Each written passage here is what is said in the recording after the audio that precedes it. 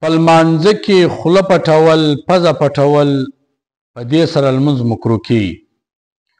اوس د یخ موسم را روان ده، یخ ده، نو اکثره داسې کسان لمونځونه کوي نو یا داسې مول ولی وي لمونځ کې دا پزه او خوله پټول په لمانځه کې مکروه دي، یا دغه رقم څادر باندې داسې پر سر اچولی وي لمونځ کوي په لمانځه ولاړ د یخ له وجې دوی داسې لمونځ کوي، نو داسې کول دا مکروه عمل ده، دا مه کوئ شي. نو دا خاص کر د هغه چا دپاره وایم چې په کومه علاقو کې یخ وي او د یخ موسم مو شروع ده، نو اکثره داسې کسان کوي نو دا څادران یې پر سر اچولې وي، دا خوله او پزه کې پټه کړې وي، نو په دې سره لمونځ مکروه کیږي. یا ماسک یې ولی وي پزه او خوله کې پټه کړي بیا لمونځ کوي بغیر ضرورته، دا ماسک لګول دا لمونځ مکروه کوي.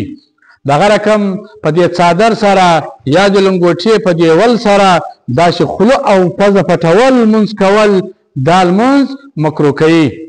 نو دا په کتاب کې الدر مختار و حاشیه ابن عابدین صفحه نمبر 652 جون نمبر په اول کې دا راغلی دی. نو داسې کول دا د مجوسیانو کار ده، مجوسیان چې عبادت کوي نو هغه داسې دا مخ او داسې خوله او پزه پټوي بیا عبادت کوي، نو دا تشبیه د مجوسیانو سره ده.